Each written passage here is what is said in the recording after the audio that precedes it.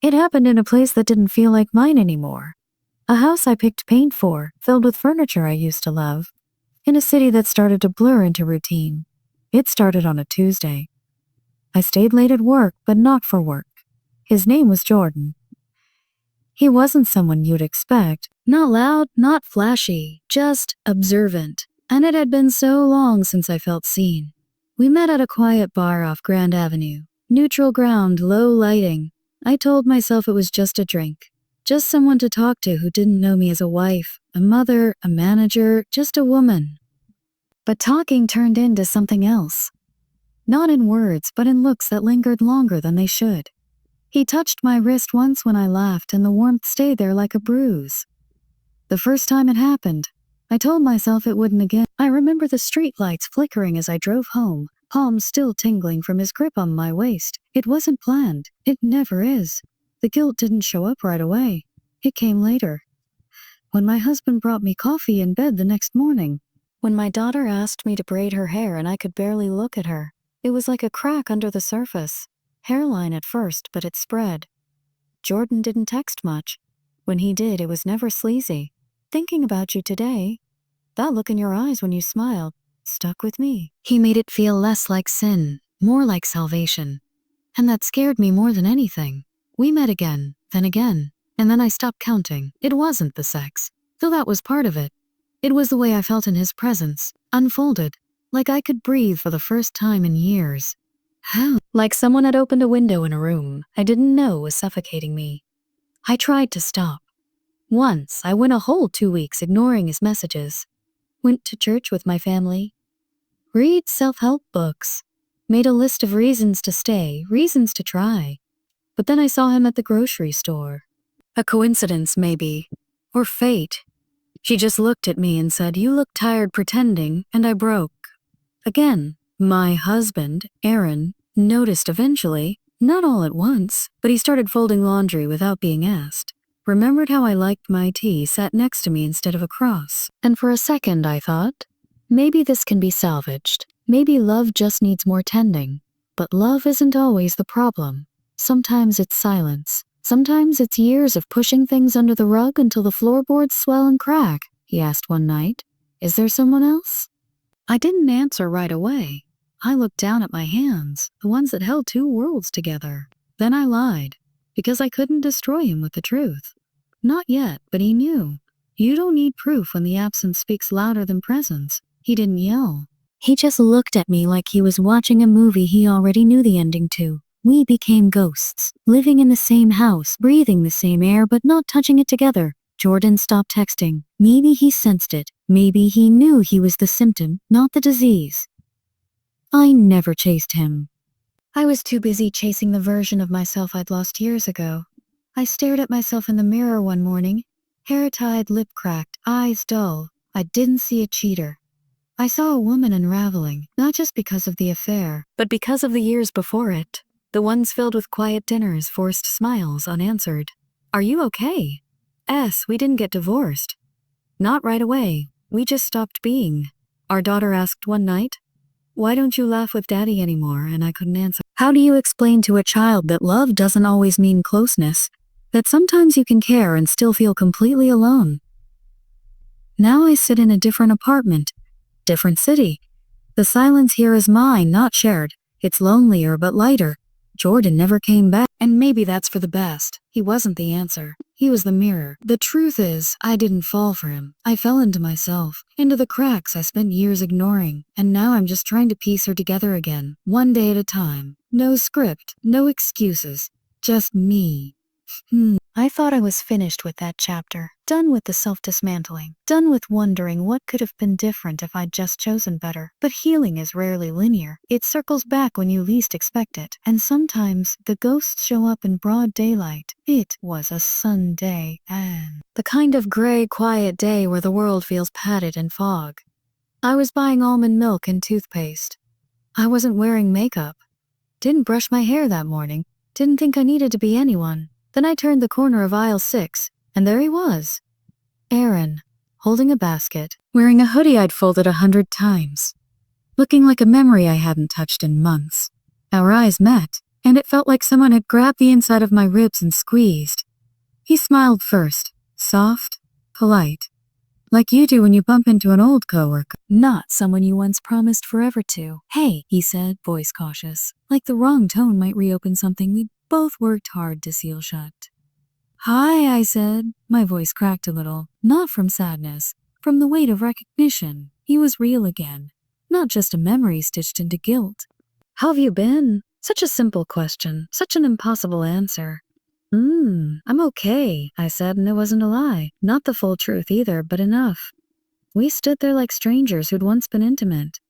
The kind of pause that holds too much. He gestured toward his basket. Just grabbing a few things. Claire's at home with the baby. The baby. I didn't know he had a baby. Something inside me sunk, slow and deep. Not jealousy, not regret, just finality. Oh, I said, and then smiled because I didn't know what else to do. That's beautiful. Congratulations. He looked surprised, like he expected me to flinch or pretend I didn't care, but I meant it, truly. He deserved joy, even if it came after me. You look good, he said, and for a moment it felt like a kindness I didn't deserve. I wanted to ask him everything, if he was happy. If he ever thought about that night. If he'd forgiven me. If he'd forgiven himself. But instead I said, you too. We didn't hug. Didn't linger. Just stood in that aisle like time had paused. Just for a second. To let us acknowledge something without needing to explain it. He looked like he was about to say more. Then stopped. He just nodded. You take care of yourself, okay? I will, I said, and meant it. Then I turned and walked away, and didn't look back. I sat in my car for a long time. Let the heater run even though I wasn't cold. Stared at the raindrops on the windshield like they might arrange themselves into answers. A baby. A new life. He was someone else's chapter now, and I was mine. That night I didn't cry. I cleaned the apartment, made tea, played old records, sat in the dark and watched my reflection move across the glass. It hit me, slow and quiet. I wasn't angry anymore. Not at him, not at myself. Not even at how it all ended. Somewhere along the way, I stopped needing someone to punish me. Stopped waiting for someone to say, you're forgiven. Because maybe I already was, not absolved, but understood by me. I pulled out my journal. Wrote a sentence I wasn't ready to say out loud. I still believe in love, not the cinematic kind. Not the one that erases mistakes and mends all wounds. But the real kind. The kind that knows you're messy and still sits beside you. The kind that grows slowly, like wildflowers through cracked concrete. There's someone I've been seeing. Cam, the barista. Turns out he's more than foam, art, and kind eyes. He listens when I talk. Doesn't try to fix me, just sees me. Last week I told him the truth. About Aaron. About Jordan. About the woman I used to be. I waited for him to pull away. He didn't. He just said, thank you for trusting me with that, and I broke. Not in pain, but in relief. Maybe this is what redemption looks like. Not erasure, but expansion. A heart that knows what it survived and still dares to beat softer. There's no clean ending, no final bow, no guarantees.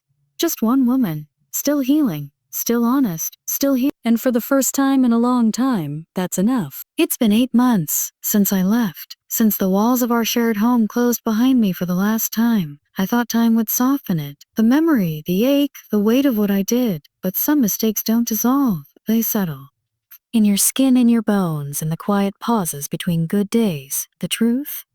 I'm not healed, not even close, but I've stopped pretending I'm broken beyond repair. That's something. I see Aaron's face sometimes. Not in person, we haven't crossed paths, but in dreams. In grocery store strangers with his walk. In a laugh that sounds like his when I least expect it. In those moments, I wonder, does he ever miss me? Not the version that cheated, but the version that used to dance barefoot in the kitchen at midnight. The version that tried. I doubt it. Because missing someone requires a thread still attached. And ours frayed, then snapped, and we both let it fall. The apartment feels less foreign now. The hum of the refrigerator, the creak in the hallway floor. They've become familiar. Sometimes even comforting. There's a new coffee shop I go to now. Small, local, always smells like cinnamon. The barista, Cam, knows my order before I say it. Sometimes he adds a little heart in the foam. I pretend not to notice, but I do. He asked me last week, you're always alone. Do you like that? The tough, and I didn't know what to say. Do I like it? Or am I just afraid of what companionship now demands? Because I know what it costs, what it takes, and what it looks like when it all falls apart. I told him. Being alone isn't the same as being lonely, and that was the truth. At least that day. At least. Some days still feel like quicksand. Nights hit hardest. When there's no one to say, "Did you lock the door?" No familiar hand reaching across the sheets. Just silence. And memory.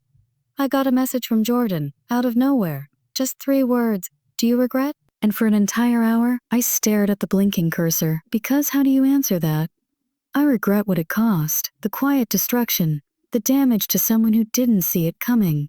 But do I regret the way it cracked me open? The fire it lit under a version of myself that had been dormant for too long. The reminder that I was still capable of feeling? No, I don't regret that. But I didn't say any of that. I just replied, "I don't live in the past anymore," and then I deleted the thread. Again. Because Jordan was never the ending. He was just the collision that forced the truth into the open. A truth I'm still learning to live with, that love and betrayal can coexist. That sometimes we hurt the people we love the most. Not because we stop loving them, but because we stop loving ourselves first. I'm not proud of what I did, but I'm not ashamed to admit I was empty. And I filled that emptiness the only way I knew how at the time, with someone who saw me, even if it was temporary, even if it was wrong. Now I'm rebuilding, not chasing a new romance, not trying to replace the past, just learning how to sit with myself, to make peace with the silence. To forgive the girl who made the decision, to thank the woman who survived it. I started therapy, twice a week. My therapist says I confuse feeling needed with being loved. She says I've never really known how to ask for what I need, just how to take it when it's offered. And she's not wrong. It's hard hearing your patterns out loud. Harder realizing you built them yourself. But I keep going, because if I don't look my truth in the face, I'll keep creating the same chaos in different rooms. And I'm done running. There's a box in my closet. Photos from the life I left behind. I don't open it often, but last week I did. Found a picture from our 5th anniversary, me in a black dress, Aaron in that pale blue shirt I used to steal. We looked happy. We were happy. Or maybe just trying really hard to be. I didn't cry, just stared and whispered, "I'm sorry," not to him. To her, the girl in the dress. The one who thought love alone would be enough. She didn't know yet. Didn't know that love needs more than vows. More than history. It needs presence. Honesty, vulnerability. All things we forgot to give each other when routine took over. Now I give them to myself. I sit with my shame, but I don't let it lead. I feel my loneliness, but I don't let it define me. And every morning, when I brush my teeth and catch my own eyes in the mirror, I nod, like I'm finally starting to believe I'm someone worth rebuilding. Not perfect, but honest. Flawed, and healing. Bathing. Maybe that's what growth looks like. Not sweeping declarations, not dramatic reinvention. Just quiet courage. To wake up, to keep going. To live in the aftermath without losing your humanity. Maybe someday I'll love again. Not out of emptiness, but abundance.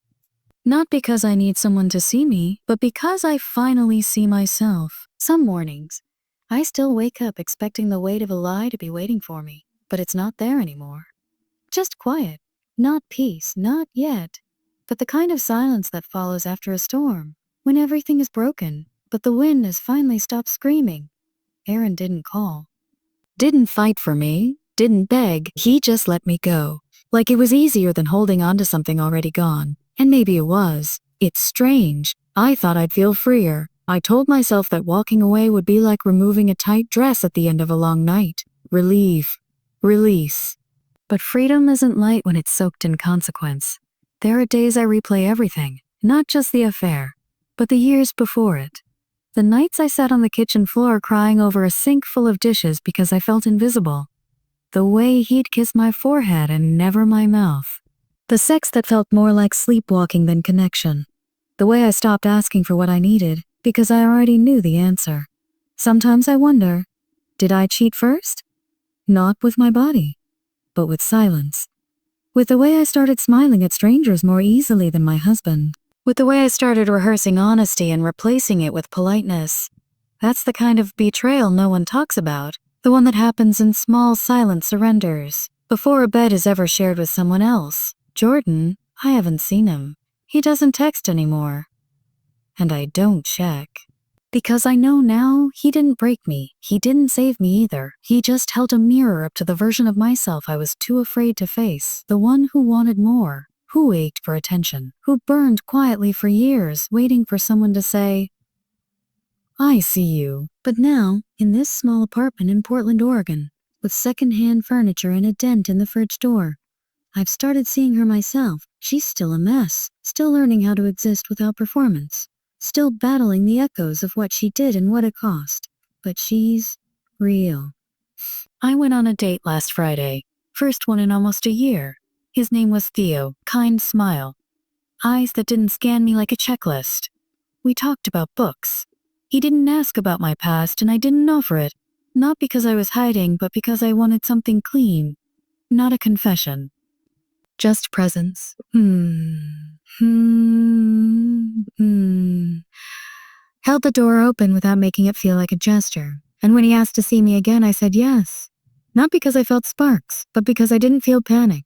That used to be my compass. If my heart raced, it must be right. Semi-right. But now I'm learning. Sometimes safety is the feeling you need most. Aaron emailed me last month. Subject line, house, he's selling it. Wants to know if I want anything before he clears it out. I stared at the screen for a long time. That house was our beginning. And our undoing. And our undoing.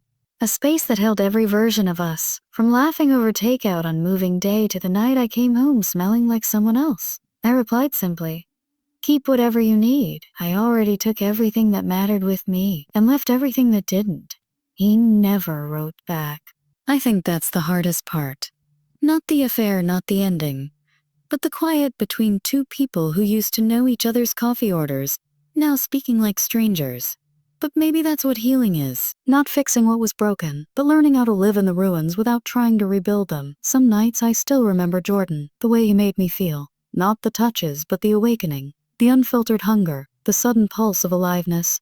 But I don't miss him. Not really. I miss the way I felt when I forgot I was supposed to feel ashamed. That's the part I'm trying to keep. The boldness, the breathlessness. The reminder that I am not just someone's wife, someone's mother, someone's mistake. I am still becoming. And maybe I'll mess up again. Maybe I'll choose wrong again, but I'll never again pretend to be asleep in a life that doesn't fit. Not for comfort, not for tradition, not for anyone. The next time I fall in love, if I do, it will be with my eyes open. No script, no performance. Just a woman, no longer apologizing for wanting more than survival.